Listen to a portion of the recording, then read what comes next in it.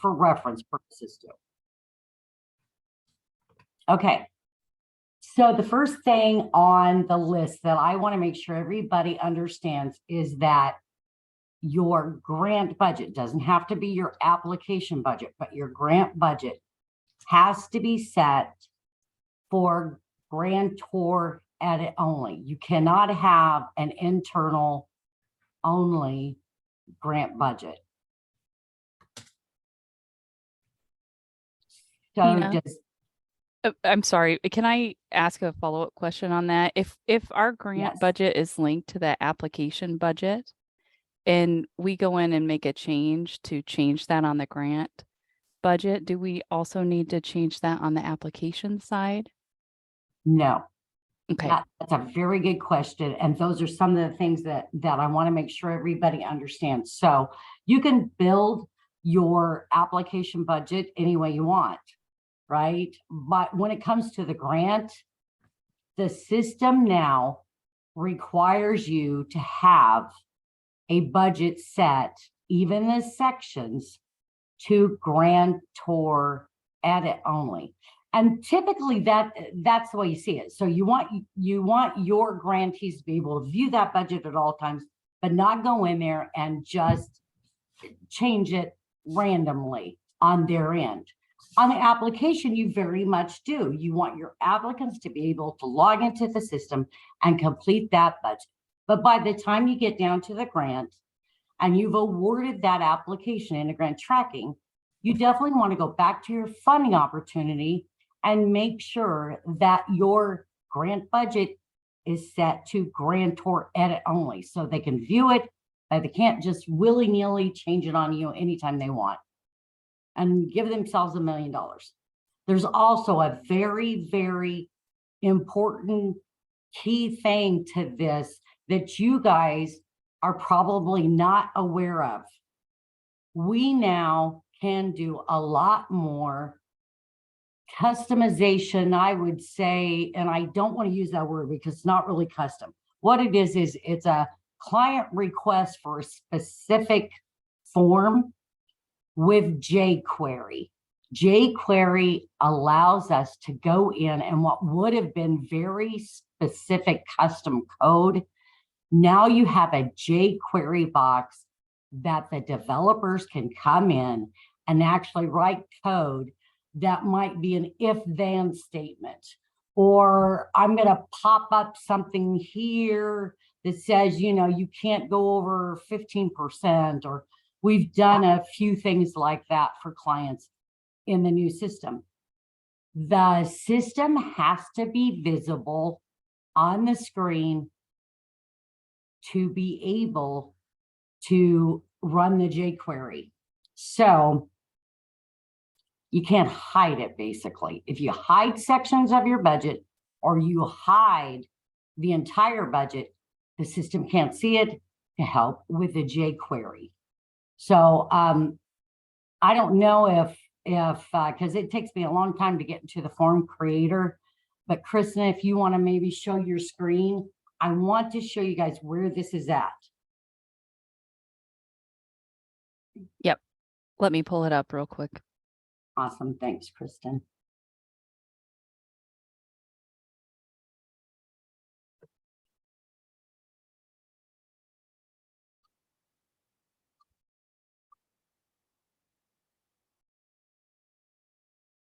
Okay, so if you go into the form creator and go into any grant form, it doesn't matter. Now, this can be done at the application, but then you have to change the application and not hide like a grantor only application process, which typically you guys don't. I don't ever see that much. But if you go into the form creator. Yeah, sorry, Tina, it's spinning for me. I don't know if anybody else has a better connection. It might be my internet connection. No, the form creator is going to load. It takes a while to load. You have many program areas.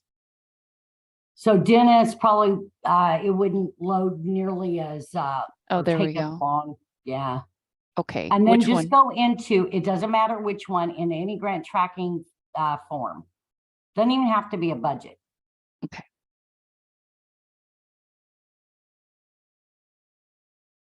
Just pick We'll that. just go into this one. Yeah. Okay. Now just click on any field. You can click on the cost one, the amount doesn't matter. Down below, if you'll just scroll, you're going to see a new, keep going. Okay. Right there. Under your calculation section, do you see the jQuery function? Enter a jQuery function for this field below. This function will execute on the page where the field is displayed. So you have to have the field displaying, okay? The syntax must be correct or the entire page may not work at all. You guys wouldn't be doing this anyway. This would be something where you would come to us and go, okay, well, for this particular field, they can't, enter anything if it's greater than an amount entered in a different field. So we can write jQuery functionality now in this system, where before we would have had to go to Joe or would have had to go to Audit, and we would have said, okay, we need a custom form because the whole form had to be custom. This way, it will allow you to do items in the system that before were very custom codes. But it does have to be displaying, it has to be viewable. And that's why some of you are having to go back in and actually make your budgets grantor edit only instead of internal only. And it's all because of that, which might seem like a big pain to you guys right now, but the benefit is huge, huge. So I wanted to definitely explain that. So anybody have any questions whatsoever on that? I do on the budgets, because we have a situation where like our performance measures and our holds aren't showing up, which is just part of our budgets. I'm if I'm remembering correctly, you or Cassie had mentioned that we needed to go into the section or the field and make a change so that we could see those particular fields and sections. I cannot remember what you told us to do specifically. Could you go over that real quickly? Absolutely. Okay, so what you want to do is make sure that each section, so it can be the entire field, but each section. So make sure your sections are not set for grantor only. Again, they're not viewable if they're set for grantor only in the reimbursement form. So then the system's like, well, I can't see it, I can't display it. So you want to set it for that, and at the grant level, use that drop down again if you would click on it. You want to use grantor edit only. So anything that's grantor only means we're hiding the whole entire section or the whole entire form from the grantee. And if it's grantor edit only, that means that it would appear like if we would negotiate it to our contractor. Is that what that means? Yeah, so one of the other things, just so you guys are aware, if you have your budget set to grantor only, you will never see a negotiation button because you don't have it set up to negotiate. A grantor edit only is when you see the negotiation button.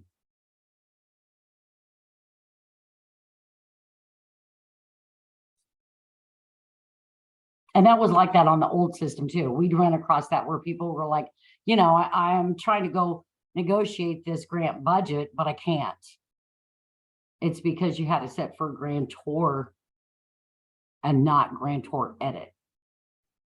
And if we have it set as grantee edit, like this budget is, can you explain what that means specifically? Yes, that would allow the grantee to come in and actually change that on their site. So anything that's grantee edit, though, well, it depends because it depends on what you're actually looking at. So if the whole entire form is set for grantor edit only, then they have a view of it. If you probably went in and set that one section, again, the funding opportunity should override. But what happens is that you're changing it each time you have a funding opportunity, because it's always going to default to the way the form is set up. So, you know, that one you're just going to have to play with it a little, if you know what I mean. Go in, check all your sections, make sure they are set correctly for grantor edit only and not grantor only, which is hiding it, unless you need it hid and never want to see it in the reimbursement form. If you want to see it in the reimbursement form, it's got to be viewable. And that we're having many issues being sent. And it's simply just going into the form creator, making sure that everything is set for grantor edit only in the grant. Now, like I said, in the application, 99.9% of the time, you would never set it that way.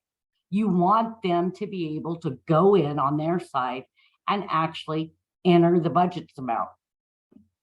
The documentation, if you have text fields, you know, whatever, however your budget is designed.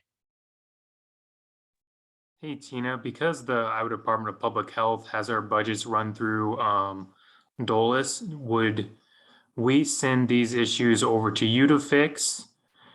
Because you're the ones that have created those budgets, or are you wanting us to go in to edit these budgets ourselves?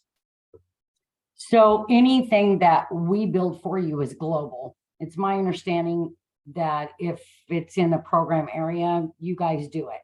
Is that correct? No, we have Cassie build everything So you still have for our Cassie build budgets. everything, even though you can get to them.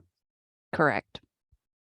I would say if you guys can manage edit the section property and the form at the funding opportunity and make sure everything's set for grantor edit only at the grant level, then I do it on the ones that you can and wouldn't wait on us.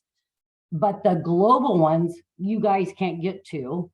So we have to do those. Kind of up to you, but I mean, if you're running across the issue and it's because a claim, you know, cannot, like the grantee can't see anything on your claim, you can always go in and say, you know, is this where I need to be changing this? I know you guys don't do your own budget. So if you don't feel comfortable about it, I understand that. You might want to just send us an email and go, you know, is this where I change it or whatever?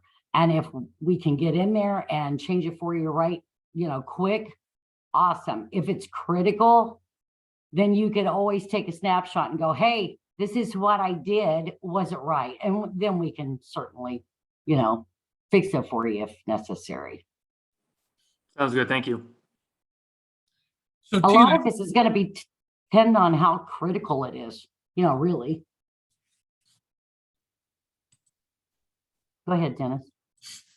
I was just gonna sort of ask you to confirm. So if we have a grantee that can't see a form that we think they should be able to see, the first thing we do is we go to the funding opportunity and make sure that it's set up properly in the funding opportunity. And then the next thing we do is we go to our form creator and check those settings in the form creator. Is that kind of the order of operation that you suggest? Yeah. Yeah, I would. That's how I would do it, Dennis. Yep. Okay, thanks. Any other questions about the grant budgets?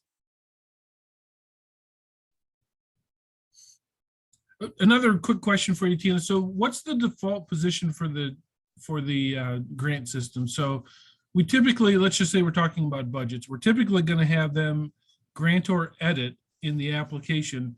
Does the system default then to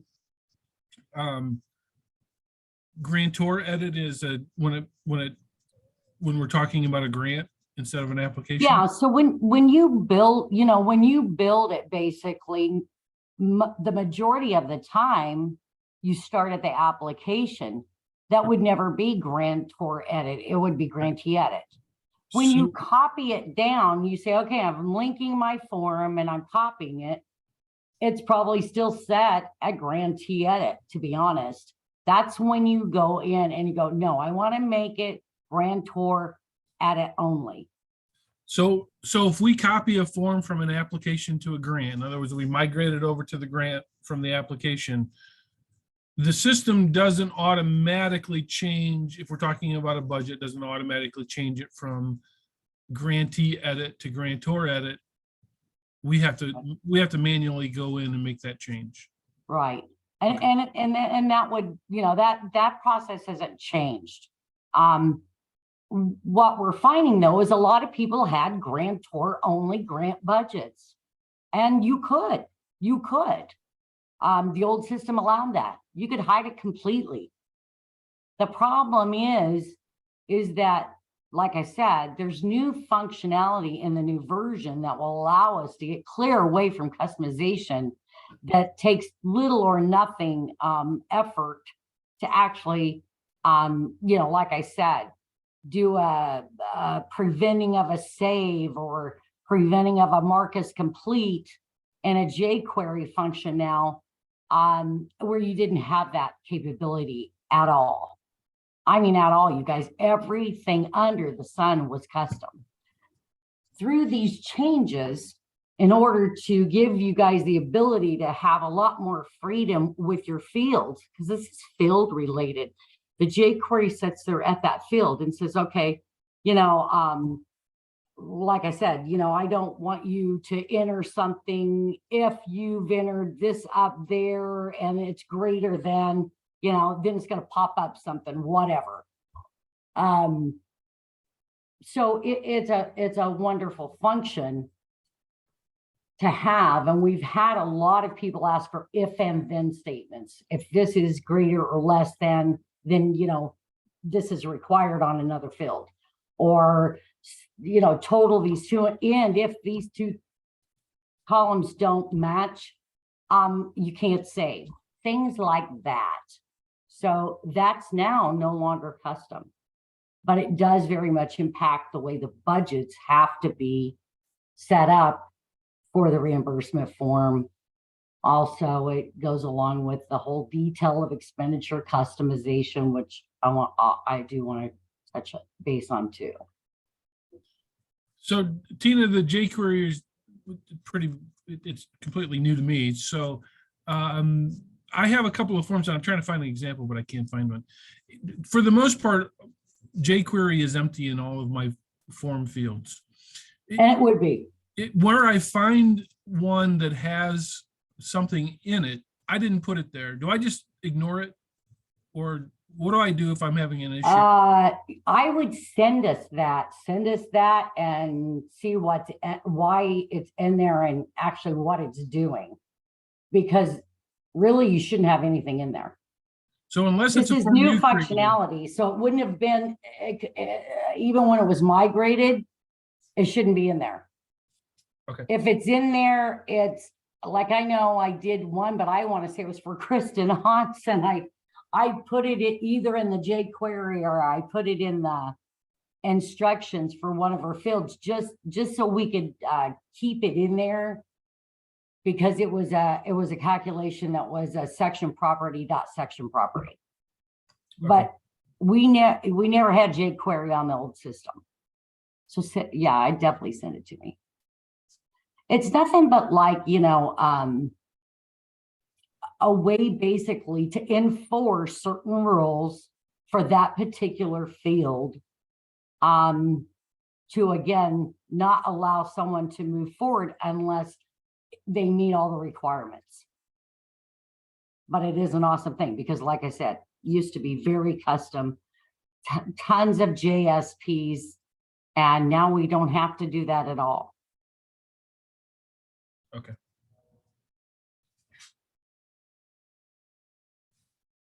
Any other questions on the budget?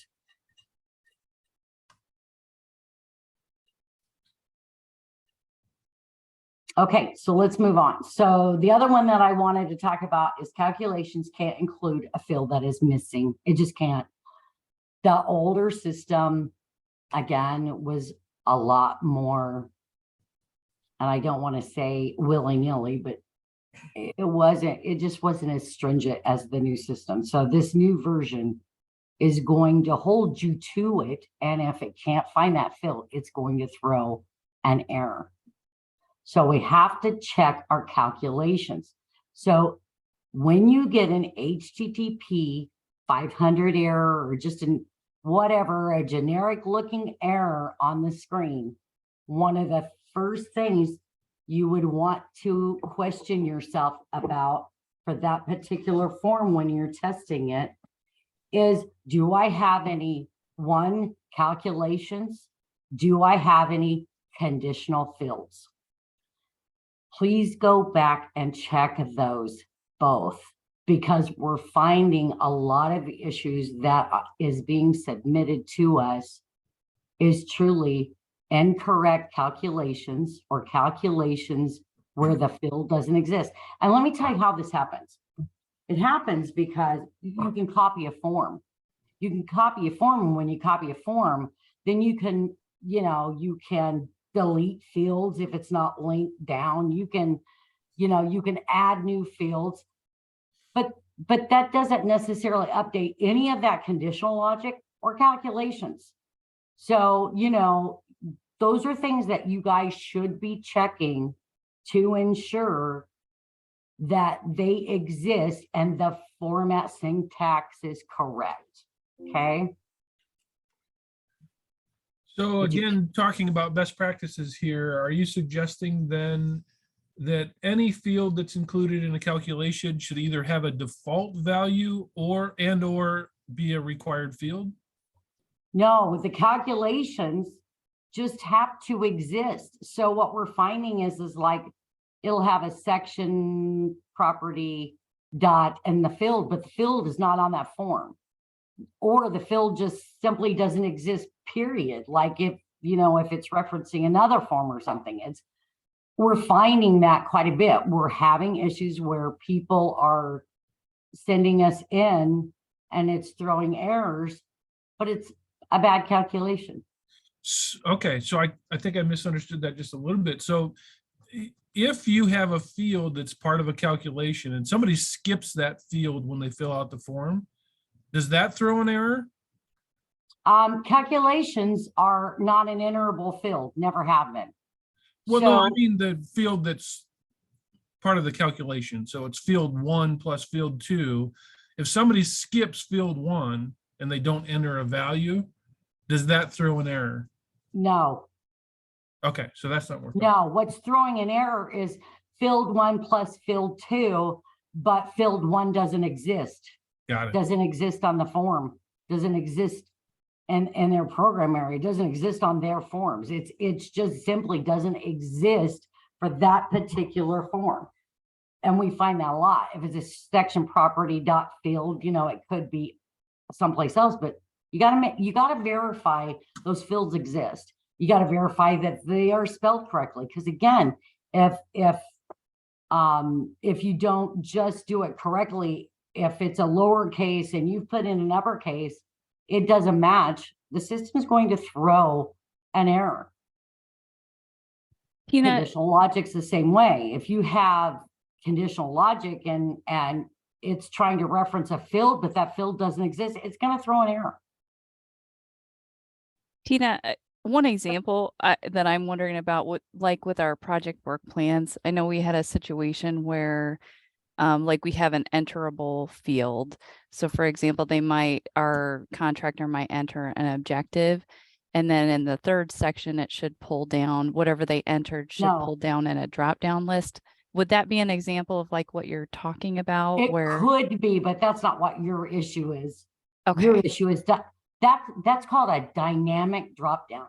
So you enter in a text field in one section and you put a calculation, and that calculation is basically the section and the field above, but you're in a different section now. And then it pulls, if you make it a drop-down field data type, then it will actually pull and it creates a drop-down list. That's what we call a dynamic drop-down. That could be an issue, Kristen, but it's not yours. We are looking into that. And in fact, Audif was looking into that with the other developers for you, because we think it has something to do with the migration and the PK is not coming across, because basically it's a text field that turns to a dynamic drop down. It's complicated behind the scenes. But that could have very well been an issue. So if you would have said, you know, my dynamic drop down is section, you know, reference dot, and the field did not exist, yes, it would be blank, it wouldn't work. It would definitely throw an error. It's going to look, it's looking in all, especially when you use a section reference, it's looking in all the tables. And if it doesn't come across the specific field and that section, it's going to throw an error, you guys. It's just simply going to throw an error. It's looking through every table, basically going, okay, you're saying it should be this table and that field should exist in that table. What do I do? It doesn't exist. And it throws an error. Same thing with conditional logic. Your syntax has to be correct, whether it's conditionally shown or both conditionally shown and conditional required. Hey, Tina, this is Don. I've got a quick question regarding that, because that's one of the issues that I ran into that took us about, 3 or 4 weeks to get resolved. Are there any tools available that will help us identify that error? Because a generic 500 error is not very helpful. I And agree. the issue that I ran into is that my budget form was quite complex. And typically, if I would have run into this in the old system, I would have held down the control key and I would have opened every single field and checked for my conditionals and my calculations. Without the ability to open every field, you look at one, you return to the list at the beginning, you look at the next one, you return to the list. It's hard to keep track of which field you've been in.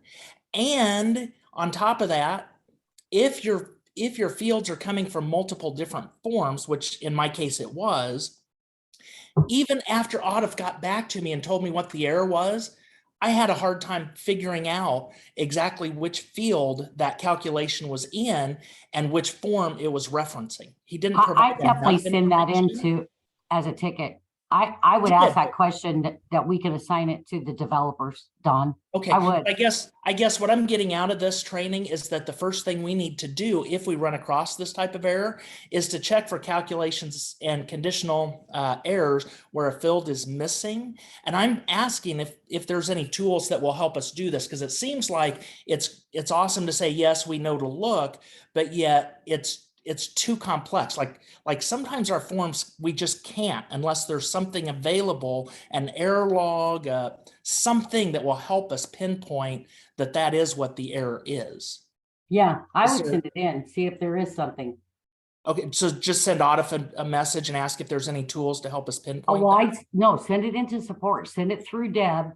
Okay. And then definitely send it in through support. Yeah. Okay. Because I ran into this exact error where we were asking for the number of units times the number of like a value, and we decided that we didn't need federal assistance on some part of the program anymore, so we deleted the field, not realizing it was used in the budget way down in additional expense column. So anyway, I will send that to Audif. Thank you.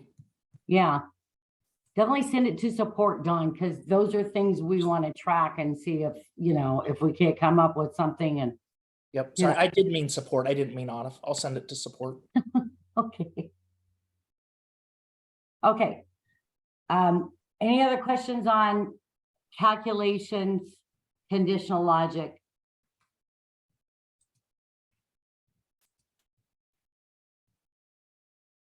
Okay.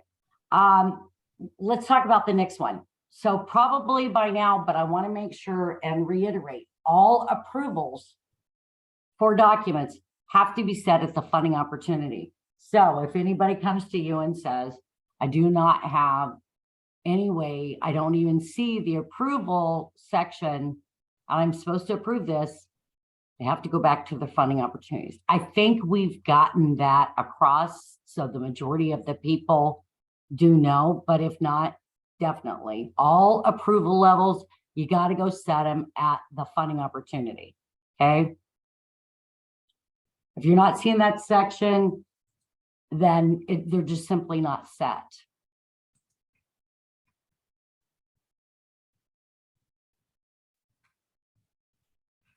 Okay, so I'm going to go on to the next one then. Due to making the detail of expenditure form non-custom, so a lot of you don't have these, but some of you do. It's the detail of expenditure form was a very custom form that took hours and many pages of JSP customization to write code to have this form where you fill out all your activity feed automatically into the reimbursement form.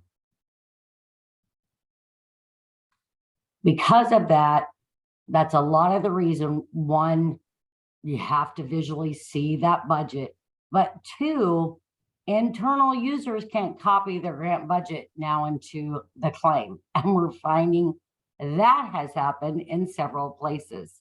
And you guys wouldn't have known.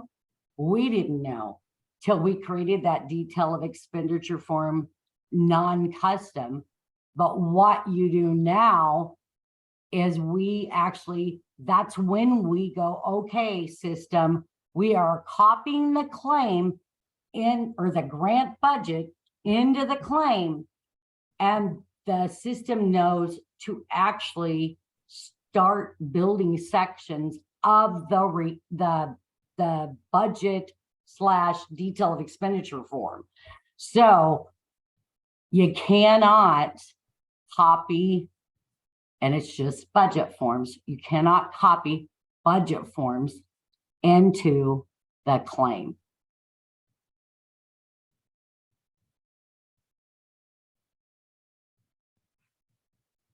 So has anybody done that?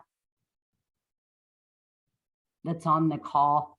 I mean, I'm working with Kristen, but I mean, anybody besides Kristen, have you guys copied any? Maybe not. Maybe it's not really. Are you talking specifically about the detail of expenditure form? No.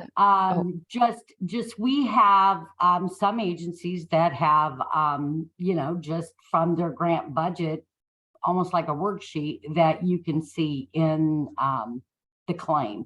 That way it was helping provide information to complete the reimbursement form on how much basically, they were eligible for at that time.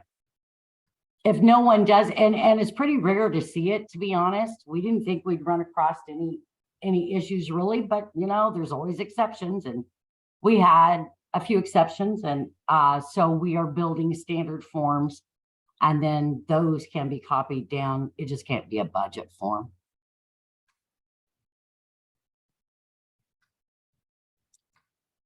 And then one of the other things is we're running across, and I'm checking, and this one's for Jeannie, is your reimbursement form itself. So I think everybody knows how custom your whole entire system was. The reimbursement form, the standard reimbursement form, there's two types, and it's always been this way. You had like 4 or 5 columns, a short one. And then you had the reimbursement that was what we called with claim verbose. All that meant to us was more columns. So your reimbursement had all statuses. It had total, and I think it was like total claim, all statuses. I'm checking with the developers to see what our total is. I don't think it's all statuses, because when I'm looking at our reimbursement form, the standard reimbursement form in your system now, it has a column that says total without submitted claims. I think it was in submitted status or something like that. And Don, I think you use it. I think I sent a copy. So let me see if I can bring it up so you guys can see.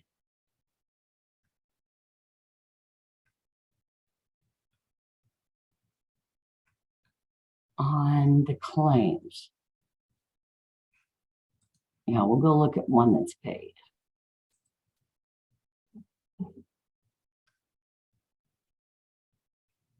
Yes. Okay, so I'm going to show you this screen really quick.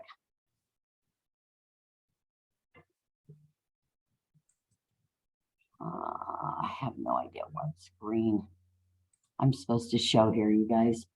I'm hoping it's the right one. Okay, so do you see the reimbursement form? Yes. Okay. Do you see approved budget expenses is period paid? It's still, I think this one's the one in question, is it not, Jeannie? Yes, it is. And then also the next one, the unclaimed balance. Yeah. So what I did, or what I tried to do, was go in and set it up the best to my ability to make it look like yours, because we now have the capability that we can actually change the labels. I can't change calculations, but I can change the label to say anything wanted. So I went in and I said, okay, well, I'm going to go in and I'm going to update these. But I think probably what occurred is that this total claimed and this unclaimed balance, I'm looking to the developers to help me know what is actually calculating behind there.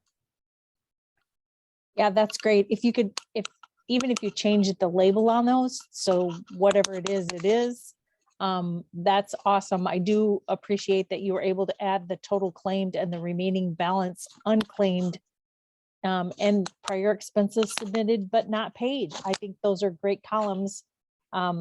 If the total claimed and unclaimed balance aren't going to work as they previously did or we thought they did. So we'll make it work. Yeah, so once I get that knowledge, I'm going to send it out to you guys. Once I know what this actually is, you guys, then I'll make sure and send it to you. And then you guys can discuss how you want this to actually display. Like maybe it shouldn't be unclaimed balance. Maybe it shouldn't be total claimed anymore, because you guys, to us, total claimed, or to you, total claimed might be two totally different things to your grantees and you guys. So as soon as I get that figured out, I'm sending that to you. That was a request that as soon as it happened, I went in there and went, okay, give me what it is. So that is already in there.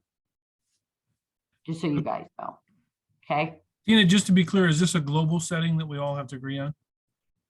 Yeah, but no, there's two. There's a short little one, but you would have to, there's one, because it's Jeannie. I can't say yours right back, but it's the 1, 2, 3, 4, 5. Let me reshare my screen again, Dennis.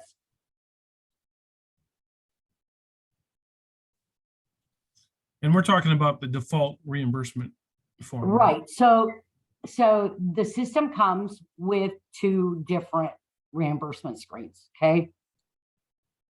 The smaller one, I think, stops, has no match whatsoever, and doesn't have anything to do with, and see, this is where I have to go back, because our actual system, it says totally different labels than this, except for like the expenses this period and approved budget. So we have one in there that's, I want to say, submitted not paid is one of the columns. And I'm wondering if that's not one of these. But anyway, I'll find out what it is and what is in the background that is totaling these columns. And then we can decide, you guys can decide what you want to put for your actual label. But Dennis, if it doesn't have match, it stops at, it's just these. It doesn't have 6, 7, 8, 9, 10, 11. It does have the 12. No, it doesn't, Tina. No? Nope, Okay. just 1 through 5. Okay. Just 1 through 5. The claim verbose turns on the other, basically columns is all it does. And I don't think the total claimed is not submitted but not paid. And that was kind of our total issue. Our issue was that if it were submitted but not paid, it should be accumulating per every claim. And it's only showing what the current claim expenses are. Yeah, which is bad. We don't want that. We want to, I mean, it's not bad, shoot. It's not bad. It's just they're not reflecting correctly what truly is that column. And that's what I've got to get changed for you. Agreed. Because we want everybody to know exactly, well, I'm just going to go to this one. I think it's on for this one. So this is what ours looked like.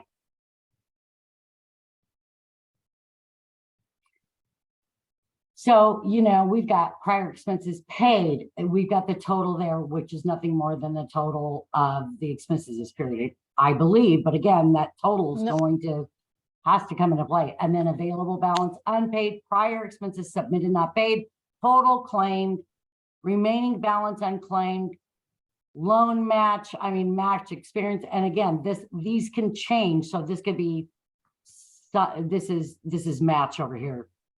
They're just calling it loan match, but it would say match expenses this period, prior match expenses, total match, remaining match percentage, total claim. If you don't have match, it's going to stop at, I don't know. I have to look, but basically this is the claim verbose that is in the IowaGrants system. We changed your labels, thought we had them correct, even did some, and we did this when we were testing, and obviously it's a different one than what you guys are thinking. So we need to finalize that with the developers on exactly what is, and it has to do with statuses. So it's not really what you're seeing here. It's more what you're seeing when you come back and look at your claims preview with all the different statuses. That's what make up those totals. And the reason for that is because, they can be submitted, negotiated, editing, approved. There's so many, different statuses that you can have. So that's kind of why I'm like, we've got to go back. We've got to figure out exactly what it is that it's calculating. So Tina, the columns that you added for GTSB, are those specific to GTSB or are they global No. for everyone else as well? It's global for everyone. Everyone is seeing the same exact thing. That's why I've got to provide you that information. And then you guys will have to decide what you want to call that column. Okay, Like- thanks. Tina, I just want to say in the, years ago, we spent a lot of time and energy sort of working out what those claim pages would look like, that reimbursement page would look like. And I don't think I'm not aware of anybody who was unhappy with that. So if we can replicate what we had in terms of those columns, what they were adding, what those calculations were, and what they showed and didn't show, that's what we're looking for. Dennis, that would be customization. That would be customization. What we have to do is basically stick to what the system provides, but label it properly. And to be honest, it isn't bad. It's actually very good. And it's very, we've never had anyone complain. It's expenses this period, prior expenses paid, your total, available balance unpaid, prior expenses submitted but not paid. This is pretty much covering everything. Hey, Tina, can I show my screen and explain it? Sure. I've stopped sharing. Go ahead, Jeannie. Okay, let's see if I get the right screen up here. I know there's a lot, isn't there? A lot to pick from. Okay, so this is one of our claims from West Des Moines. And this is claim number 2. And as you can see, they are expenses this period are $3,973.34, but the total claimed is not accumulating. Granted, nothing has been paid, and also the unclaimed balance is not accumulating. I thought in the old system that the total claimed would add claim 1 plus claim 2 and put that in claim total claimed, and then take off that total amount, AKA $8,968.38. What Tina has here is total claimed. I thought that dollar amount should be in column 4, and then the remaining balance unclaimed, I thought that should be in number 5. And for GTSB, those are not calculating correctly. So let me show you claim 1.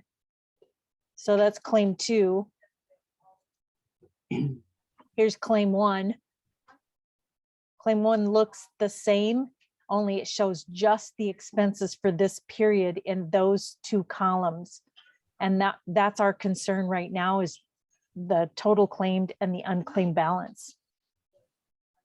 Yeah, and I get it. Like I said, that's why I've got to go back and figure out what exactly they are considering total claim by status, because it is by status, you guys. Even the old system was that you guys had was by status. Only you allowed for all, and I know we're breaking out that prior expenses submitted not paid. The other thing that may be going on here, just by looking at your screen, is somehow half the customization actually come over and some of it did not. So I didn't bring that up earlier, Jeannie, but I also have that in there, you guys, because like I said, if you look at the Dawn screen, it looks totally different than Jeannie's screen with a claim verbose, and it should not. So that's something I have in there. That's a migration issue.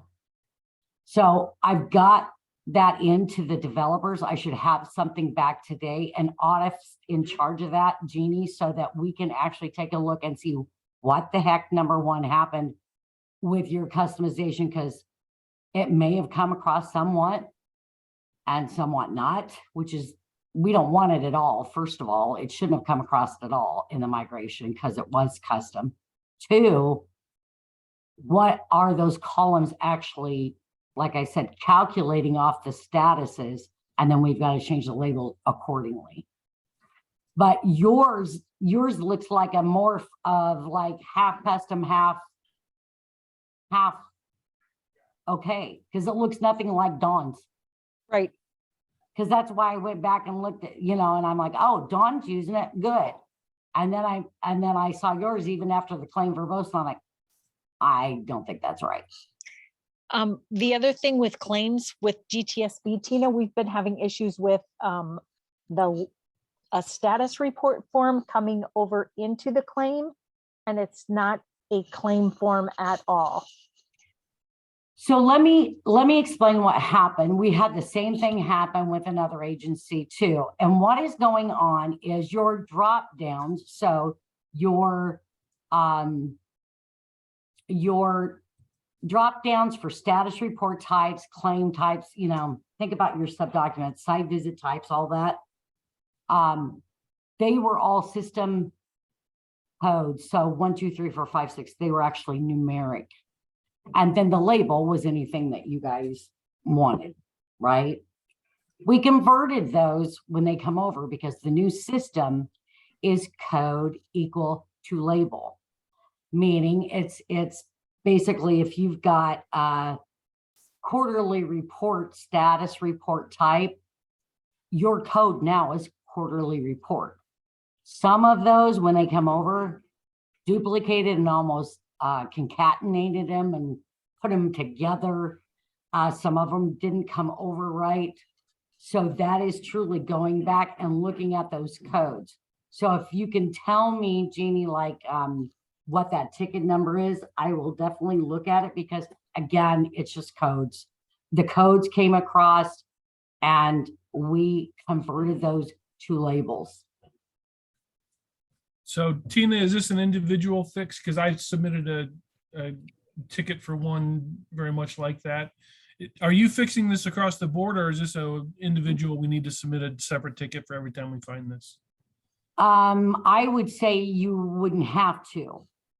However, your status reports are huge. So, I mean, there's over 100 of them. So if we haven't done it, I definitely would send it in, Dennis. But we're trying to look at everything. But I mean, you've got tons of drop down lists. And what do we do? So I'm looking at a claim that's the exact same issue where it's showing progress report information in the claim. What do I do with that? Do I delete it? Do I? No, you have to, you do want to send it in to us. Can I see it, Dennis? Sure.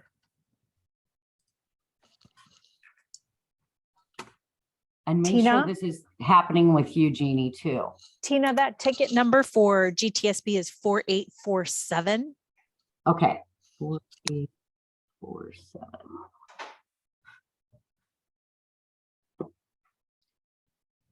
Okay, so it's showing up as a reimbursement type, right? Yep.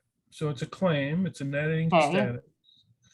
Click on the claim and it provides the narrative data from her status report.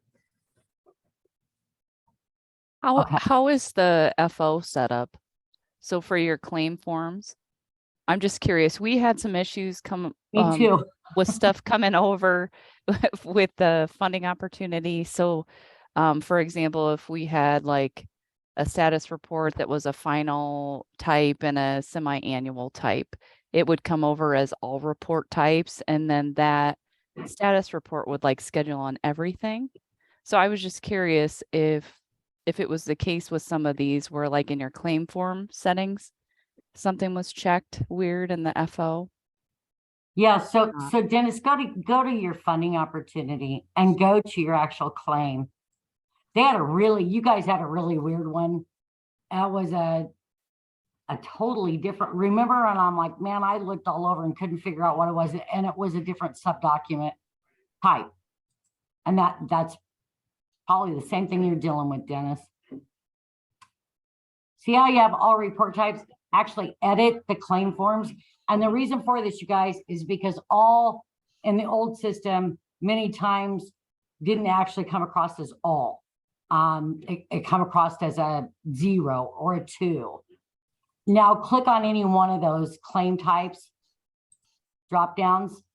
Yeah, you might want to change it to reimbursement, but I doubt if it changes it. It's usually that code. So if all of these are your forms, then I would say it goes back to the code conversion.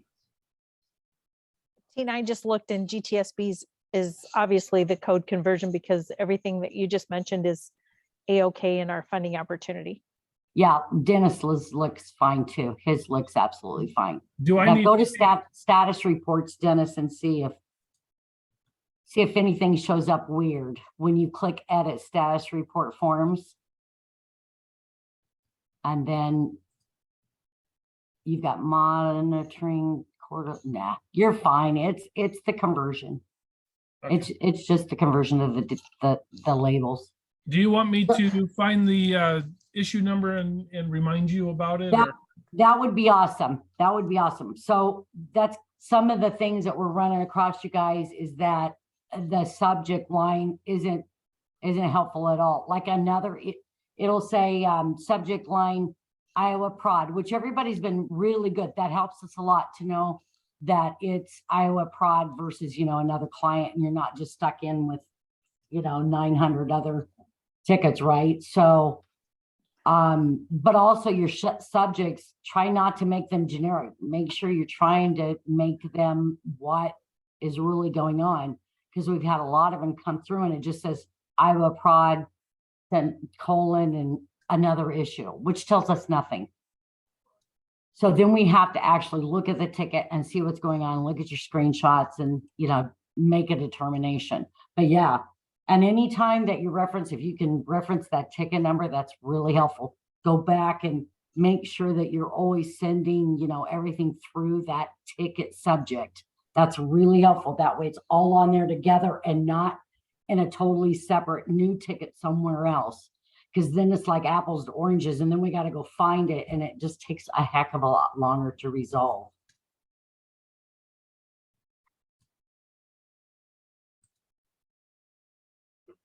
Okay. How much time do we have? Are we almost done, Kristen? Or do we have another? I think we had an hour and a half scheduled for Good. today. So we have another half hour. Right? Yes. Okay, good. Okay, so is everybody ready to talk about site visits? Yep. Awesome. Okay. Site visits. The one change I want you to know is that site visits, we went ahead and added all of the privileges for the site visit in your grantee role. So when you approve any user and any external user with your approval process, they will automatically be able to do site visits that are assigned to them. So that was one change that you guys asked for. We definitely agreed. We thought that was a great idea. So we embedded those privileges for site visits and with your grantee role. You're welcome. However, let's get back to how site visits work. So site visits work a lot like reviews. Site visits now can be done at the organization level. It's a little bit different privileges because of that, because you can now do it. So I'm gonna, if you don't care, I'm gonna show my screen, okay?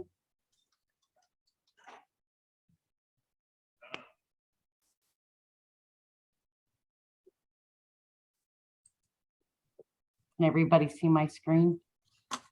Yep. So if you go to any organization,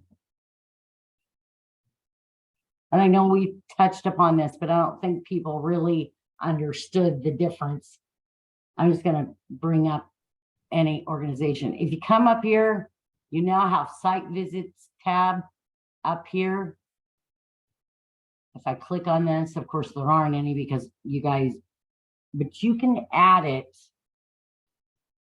to the organization.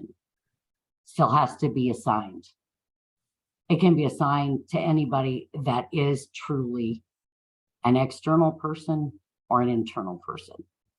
And a lot of reasons why we did it at the organization level was because we had many clients that didn't do any of their site visits by grant. They're like, I'm going out there. This is not just one grant. I'm doing a site visit for this organization, and they have 5 or they have 10 or they have 20 grants with us. And then we had another situation where we're like, we do site visits clear past when that grant is closed. And as you guys well know, you can't submit documents on a closed grant. So do you have a test organization where you can walk through this? Because I'm not following on. So if you do it at the organization level, what forms are actually assigned to that site visit? Because in our old system, you had to create the site visit forms for the program area. Yep. And then assign it through the funding opportunity. But this looks like it's bypassing all that, and there's a bigger. No, not really. Not really. The functionality is going to work the same way, whether it's at the grant level or whether it's at the organization level. It's still very much as by a funding opportunity, because the funding opportunity drives the forms. You have to have it somewhere to drive the forms. So 99% of the time, what we see is if you're doing it at the organization level, you truly are just using, I wouldn't say dummy, but kind of like, you know, an archive funding opportunity just specifically for your site visits. But your site visit forms have to reside under a funding opportunity. I mean, that's just how the system works. So then if you assign it to the organization, you can choose any of your funding opportunity site visits. So for like in my example, I have 30 or 40 maybe different funding opportunities 20 different funding opportunities. And a lot of those, majority of them, share a site visit, but most of them have their own individual site visits defined by the funding opportunity. So Yeah. an organization may get multiple types of grants, so I could choose different or multiple site visit forms if I assigned at the organization level. You could load them all there. You could Perfect. take one funding opportunity and you could load every site visit form you got there. You could make it different types. You could do it however you wanted. And you do it at the organization level. There's just one funding opportunity. Like I said, create a funding opportunity that's in archived and use it forever for just your site visits. Okay. So because they allow them at the organization level, and I'm going to actually click on a funding opportunity.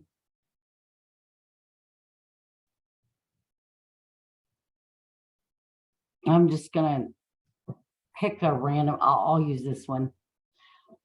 You would still very much come in and you would still very much add everything here at the site visit. So I'm just going to, there are no forms under this one, but this is the form I was going to allude to anyway. It's grants visited. All it is a multi-list section that allows you to actually list your grants. So in a case where you're going out to do site visits and this one organization has 20 grants, you can now actually list your grants and it'll show. So it doesn't connect it to the grant itself. It's just listing it for documentation purposes. So you don't have to go to 20 separate grants and upload the same exact form because you went out there and you did one site visit for that organization and it encompassed 20 grants. So does that kind of make sense, the logic behind it? I think so it Dawn, you does. had a very good example.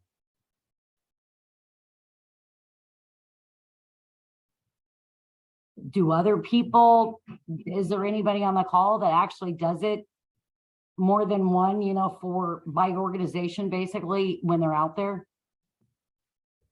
Years ago, Tina, we used to monitor the organization overall in their administrative capacity, but then we monitored per grant. So for example, pick any cog, it doesn't matter. They manage multiple of our programs on behalf of cities and counties. And so each program, each project would be monitored to meet requirements, but then we would actually monitor the cog, not on any specific project. So that what you just showed here is actually kind of cool. And if it comes up again, would definitely be useful for us. So here's another way of doing things that we found that was a huge need, and we just didn't have any capability of doing it. And you guys may run across this as well. We're finding that a lot of your applicants may be previous applicants, but there's a risk factor involved, or the type of project, and they're doing site visits before it's even awarded.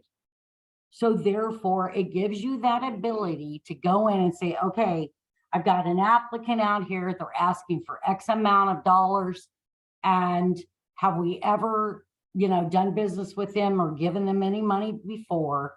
And is there any risk factors involved for what they're asking for?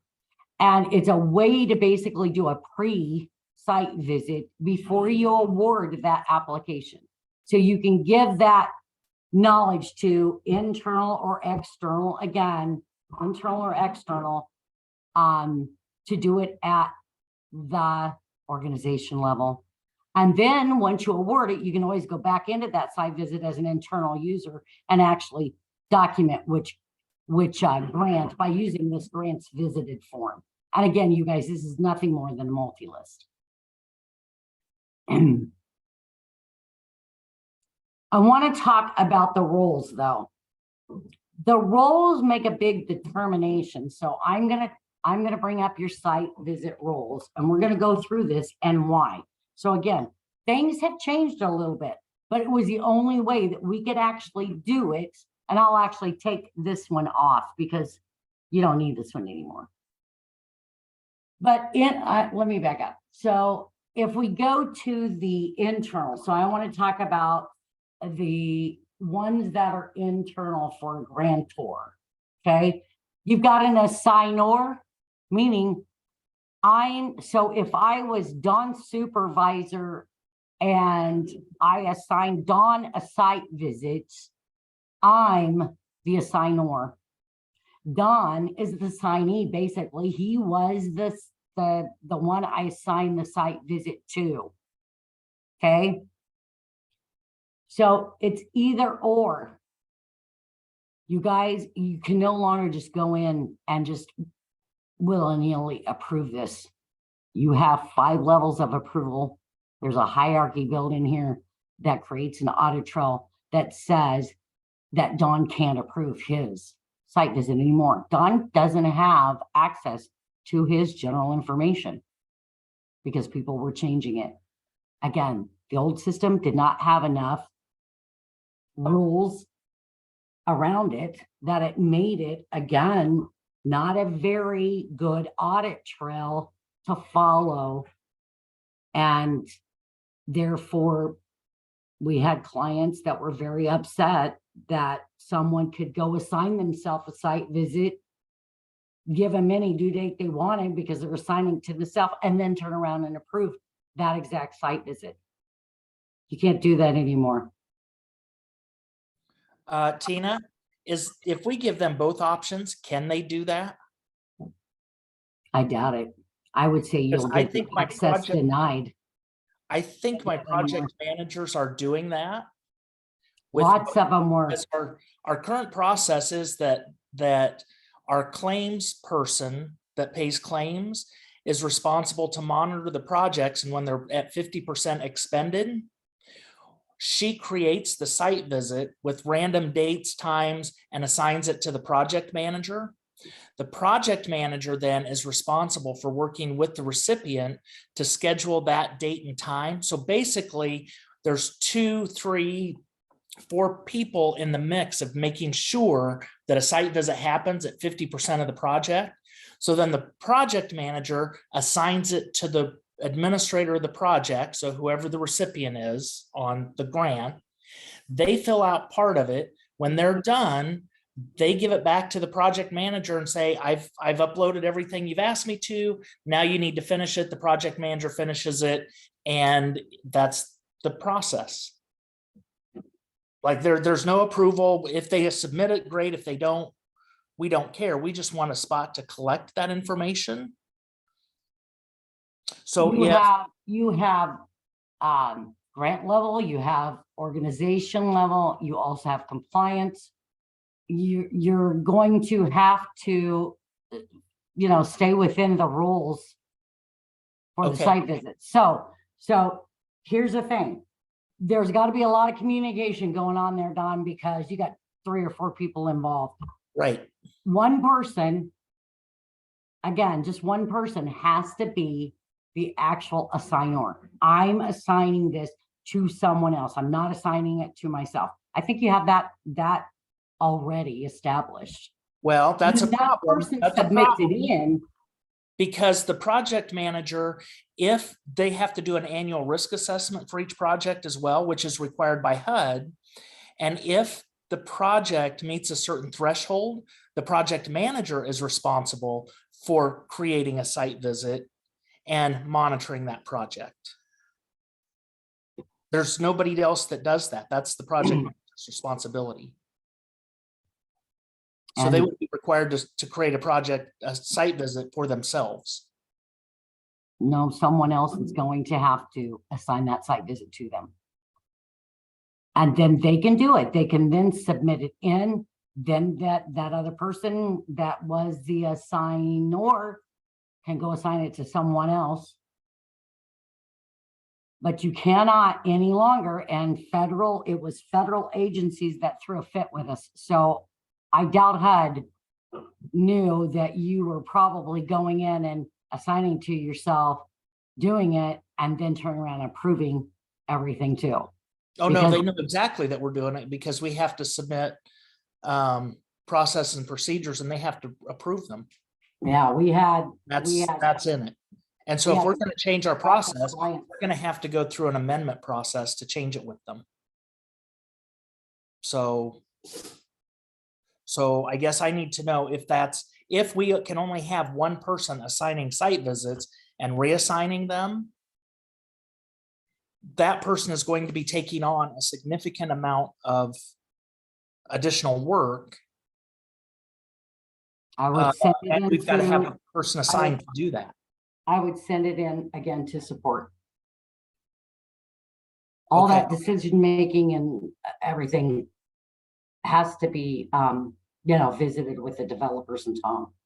Okay, I would definitely send it into support and tell them, but I will say a lot of our federal entities and even some of our state and county was the same way. It's like, no, we can't have the same people doing all of this. Doesn't work like that.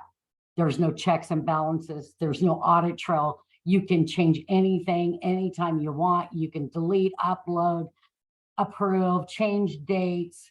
You can, because the general information is what you're changing.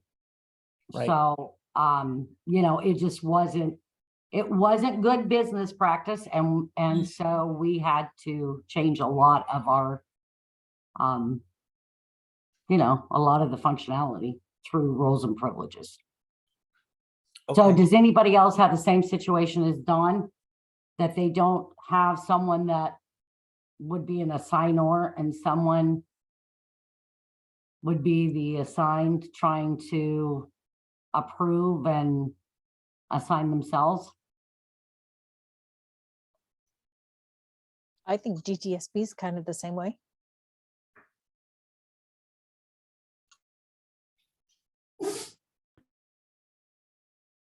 And anyone else on the call? Volunteer Iowa uses those site visit forms, but I assign them all and somebody else does and I might fill them out or I might provide information, but somebody else is approving them. Okay. Yeah, I think maybe you guys get a consensus of how many, are together and, to see the general information will not come up. If I'm being, if I'm assigning it to Don, then Don, when he goes to do his site visit, does not have the general information. He cannot edit it. He can edit every other form after that. He cannot edit that general information because he doesn't even see it. Same thing that goes for external. So, if you're signing this to an external, the external user can complete forms just like with a review, but there is no general information. That general information is setting back for the person that was the assignor and assigned it to the other person. That person has control of the general information. So talk about it and, let us know what your case scenario is, who it impacts for which programs.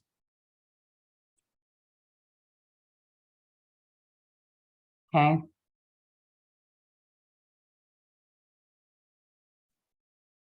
Because at the org level, it's it's a little bit different now, but again, we have to realize that we moved away from the old version and it's old version for a lot of reasons.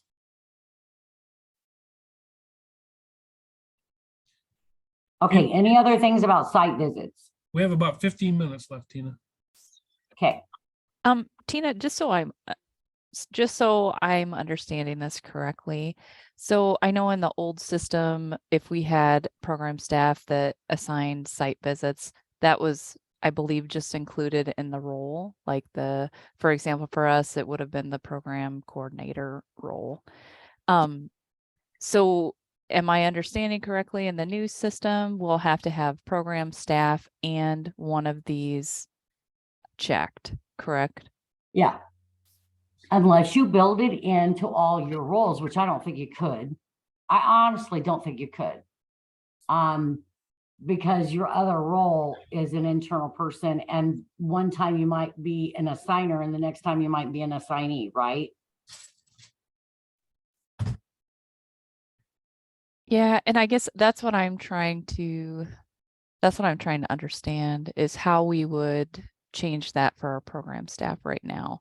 I'm assuming we would also give them the assigner role from what it sounds like. I'm gonna Because- have to, I'm gonna have to, because basically one person or it's basically a level of authority. So let's look at it as like, say Stacy, and I doubt Stacy would do this, but I'm just throwing it out there, Stacy, sorry. So Stacy says, okay, Kristen, I'm the assigner and I'm gonna assign you, and it will always be that way. Is that the case for these specific programs?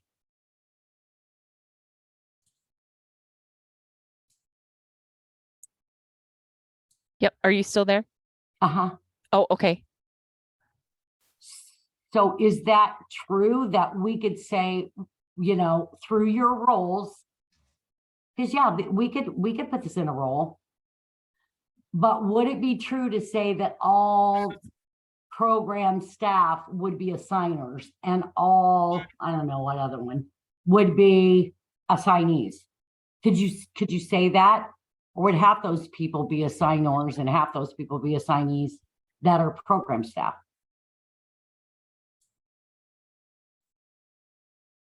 Because we can certainly, if you know that's the case, we can certainly put that into that role, absolutely. I guess if If you you- had, I guess my question is if you had both of those checked, assigner and assignee for somebody, is that going to cause issues? Yeah, you're gonna get access denied, and you should. It's gonna give you privilege in one place and not privilege in the other. It'll give you an access denied. So that's why you might have to keep it as a separate rule.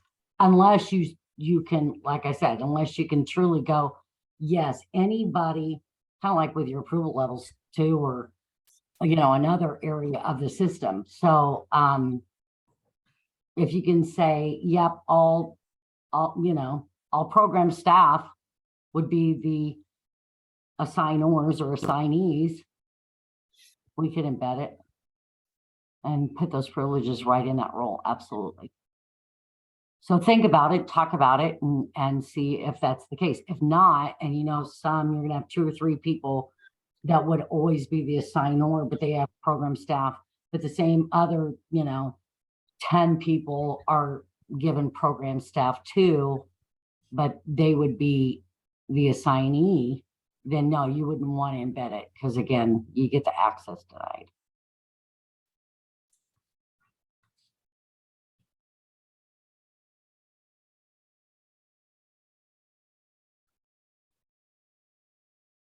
Yeah, we'll have to talk about that internally here, but yeah, I mean, I could see issues coming up where like in one instance they're the assigner and then another they're the assignee. And yeah, I Yeah. mean, and then if it's embedded in the role, you wouldn't necessarily know, like if you were new coming in, like if I check this as they're the assignee, that's going to cause them an access denied error. Right. You know what I mean? I don't know. I don't know what's a good answer, honestly. I'm just trying No, to think I through. think that's why, you know, we wanted to talk about it today. There are, you know, there's different case scenarios. I think, you know, all of that information pertains to Iowa, and I think it's relative. So I think talk about it, and I definitely think that you guys need to submit a ticket once you talk about, and that's why I was hoping that Deb would be on the call, but I know she's inundated right now with her duties for the budget, but yeah, I think you guys need to give us your case scenarios and what would occur and give us actual examples. And then again, like in Don's case, why you couldn't follow this business practice. Because honestly, you guys, this is good business practice. It would be like me writing a check and turning around at my bank and getting bank access and basically changing everything and you know, and then yeah, I'm approved for more money, or I mean, I know it's not money related, but do you see what I mean? We had a lot of clients very, very adamant that, it's a segregation of duty and it's not good business practice, and an audit, you would be flagged had you been able to create and then assign yourself and then approve it, because you have access to everything. You can change anything and everything you want because you're doing all three. Okay, we'll talk about this as a group, but this is definitely another one of those enterprise level decisions, right, Tina? Yeah, I think you guys have to talk about it at that level. And like I said, if you got cases where it would work for certain roles, yeah, we can, but maybe we change the name to be more relevant. If you leave it separately as its own role, then it's very apparent. So I think that's another thing you might want to talk about, because that's what happens when you start embedding all the roles and or all the privileges within a role. That's when you're like, okay, well, I did this and then I got access denied. Well, you should, because it's almost like a conflict there, because you're giving somebody an ad and maybe an edit, and then this other privilege, you're not. If you have separate roles, sometimes it's easier to be able to go, oh, well, I know this role is always has this, and the other role we already designed, because you guys know what the program staff or whatever role you're talking about, because you guys went over that thoroughly. I don't know. It's just what you guys want to do. Yeah, well, we'll talk about it some more, Tina.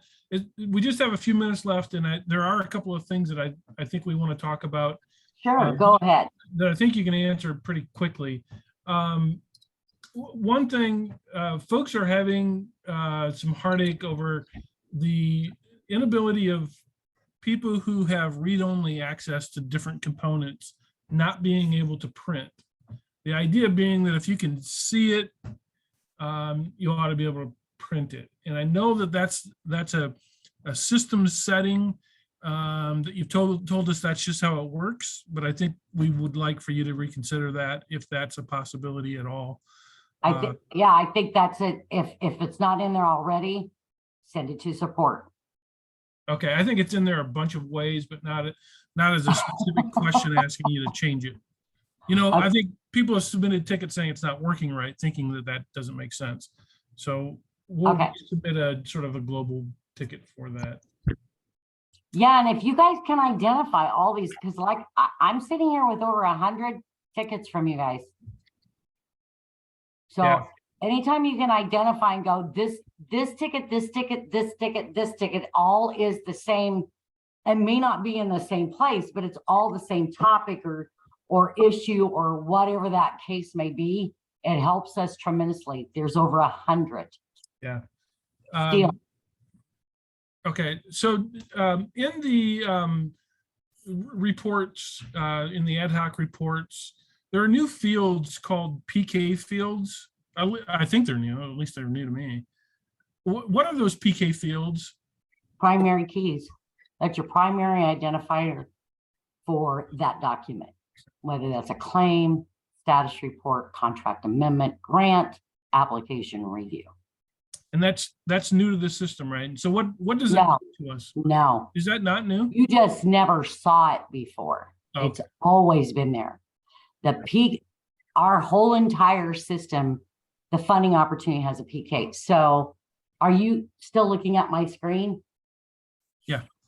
You guys have a PK. So if I go into the people's database and I just click on anybody, that's a PK number. See that 139725? You go into funding opportunities. Of course, mine takes a while, and you click on any funding opportunity. at the PK number for that particular funding opportunity, submitted applications, grants, everything in the entire system has always had a primary key. So when we're building a report, we see the PK, which we did not see in the past. Does it mean anything to us? Do we use it? Do we not? No, why would you? I don't know what. No. That's the question. No, don't use it. It's only there in cases of exporting purposes. So like Dawn has back end read-only access. Dawn certainly knows what primary keys are. He might have something in a migration situation. It's wonderful to have PKs. If you're talking integrations, you have to have PKs. We pass your PK of your claim, your grant and your claim every night to I3. Okay. You guys just didn't know about it. All right. And you don't need to. Okay. It's just, that's the it's answer. just, yeah, it's just, it's always been there, but you guys weren't aware of it as users. Some of you were though, like Dawn's very familiar with that, but integration purposes, migration, yeah. So we just open them up and it's just easier for, you know, the developers, to be honest, if they go in there and want to. I've noticed a few questions that are relating to negotiations. Okay, go for it. Can you talk about how negotiations have changed in the new system?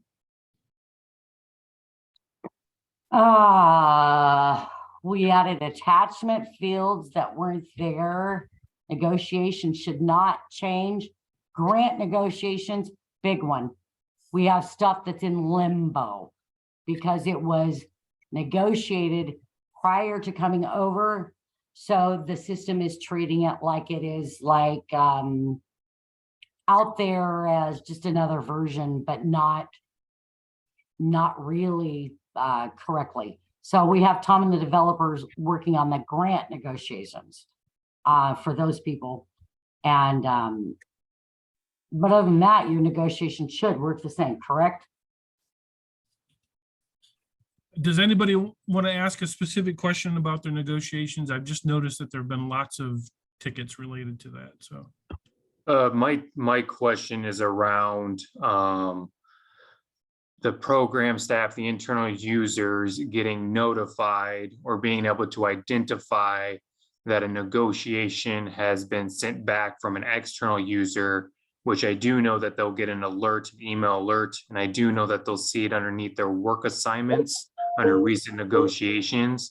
But the issue is that they're getting, when they go into, you know, their grant and they look at a cover sheet that has been negotiated back to them from an external user, there's nothing there that states that it has been sent back to them on there. Whereas when we do send a negotiation, you get that red pending version so that the external user knows that that's a negotiation.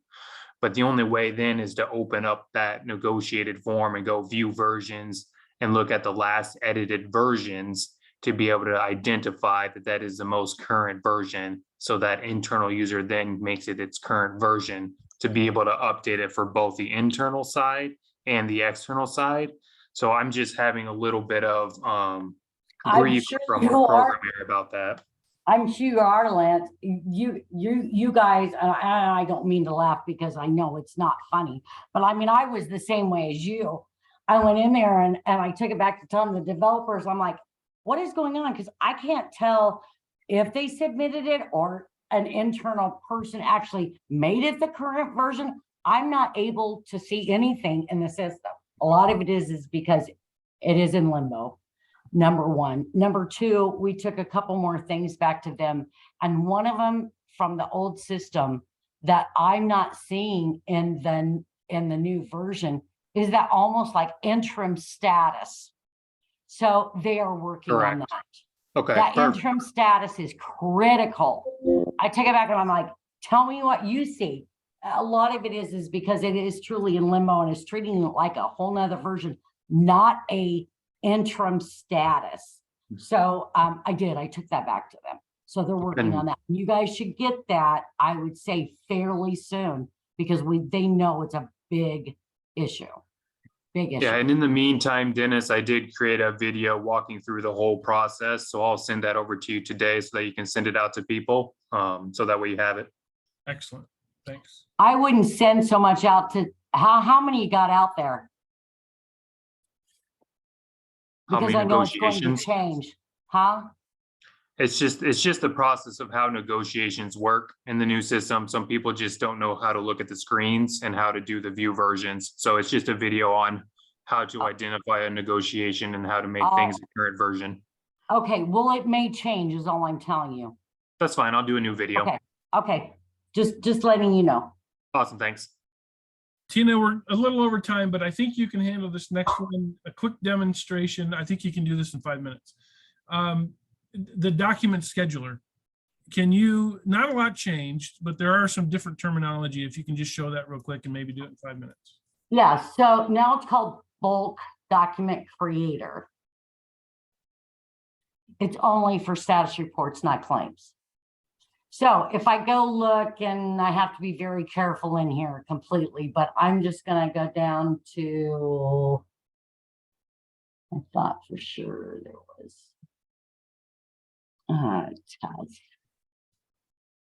Okay, Krista, I'm picking on you. Okay, here's where your history resides. That's new. You didn't have that before. The date it ran, number of documents that were actually created, the type.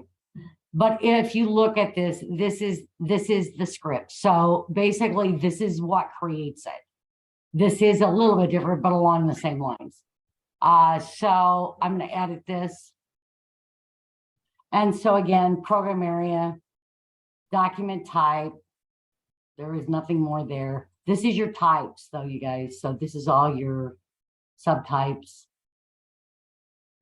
You always want to create this in editing as far as I'm concerned. That's the way we train. The reference date is the start date. So start date, start on a specific date.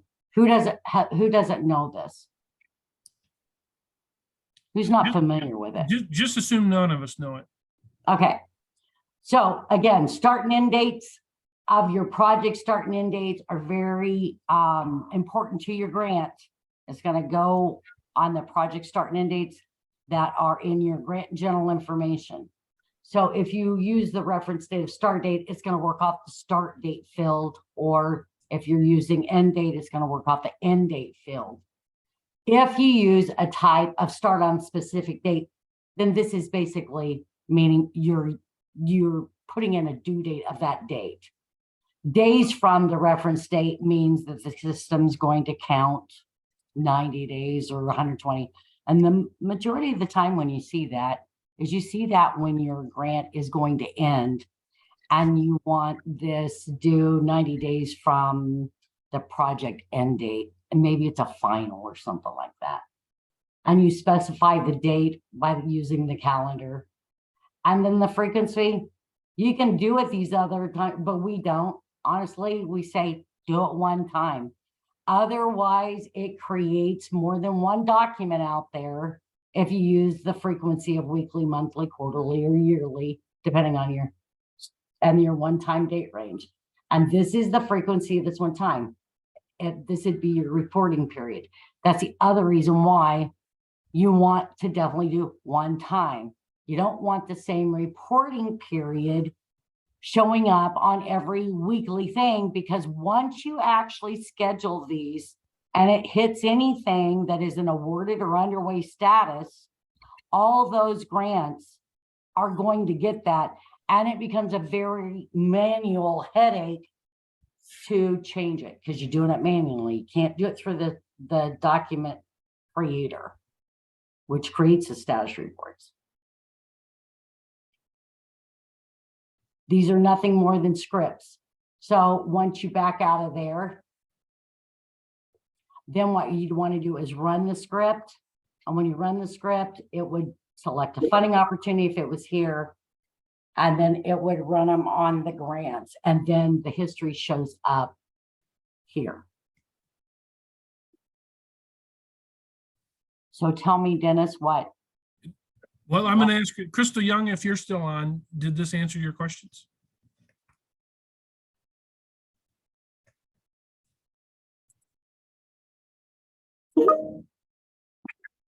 Yes and no.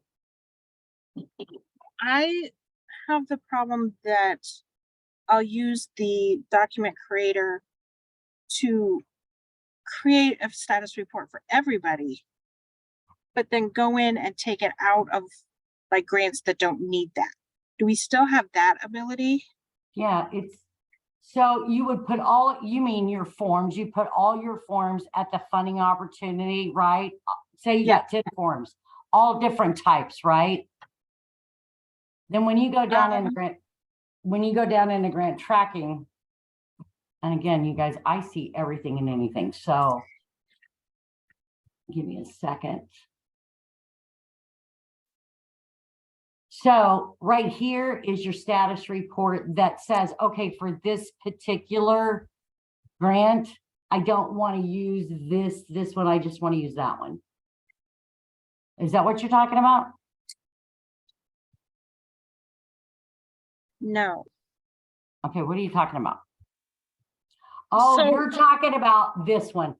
This one right here, where you had a manually add just for this.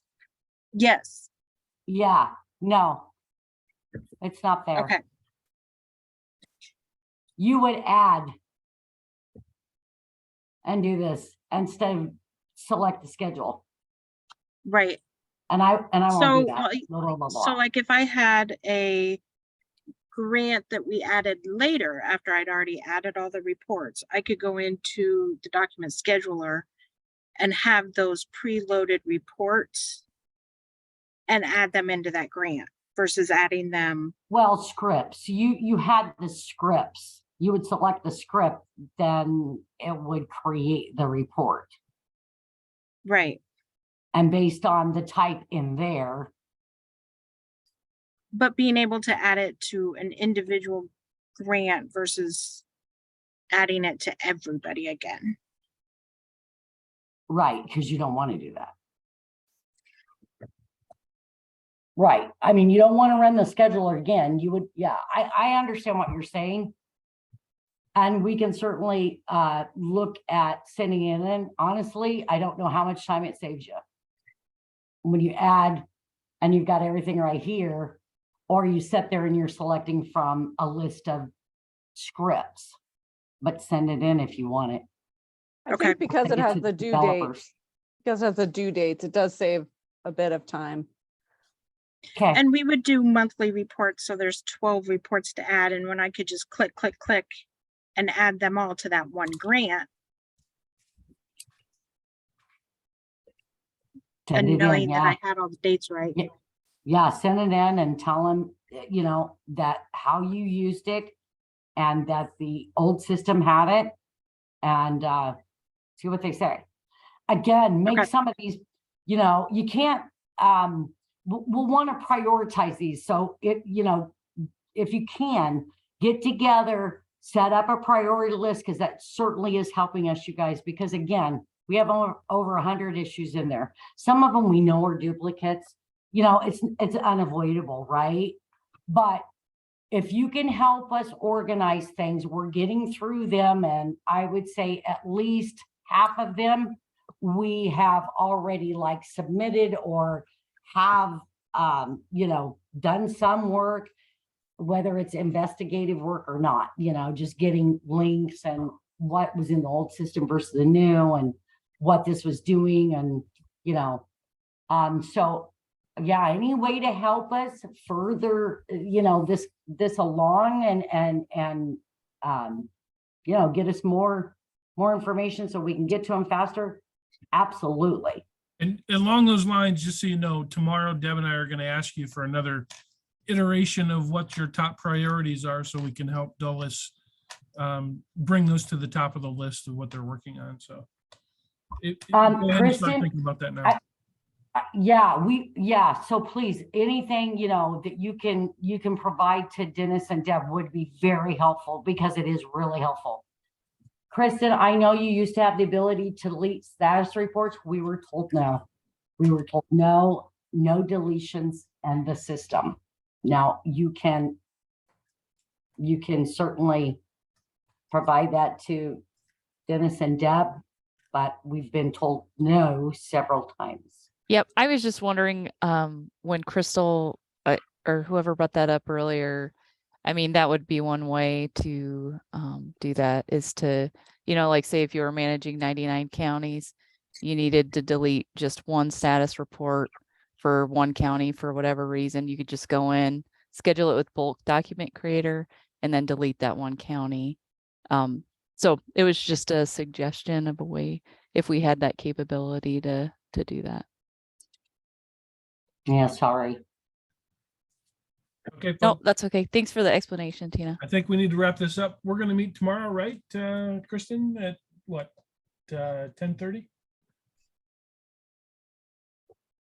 Yeah, I think think so. that's one. Yep. Yep. 10:30. Okay, Tina, this was very helpful. We appreciate it. And we're gonna keep trying to keep track of these things that we need some TA on, and we'll do a couple more of these in the next several weeks. Yeah, absolutely. I think it's very helpful. The recording, I think, is going to be nice for anybody that, can't actually attend to. I know you guys are busier than heck too. Yeah, I think it'll be good for you too, Tina, because it should slow down some of those. Yeah. I mean, yeah. issues. But everything is legit. I mean, you guys, keep sending them in. I mean, I don't want to discourage you in any way for sending them in. Send them in. Anything that you have questions on, because you know what? We did find some very similar things. And that's what prompted even the meeting today. So, when we've got these similar things, let's discuss them. Let's talk about them. Let's take them back to the developers. I mean, it's just all helpful information for everyone.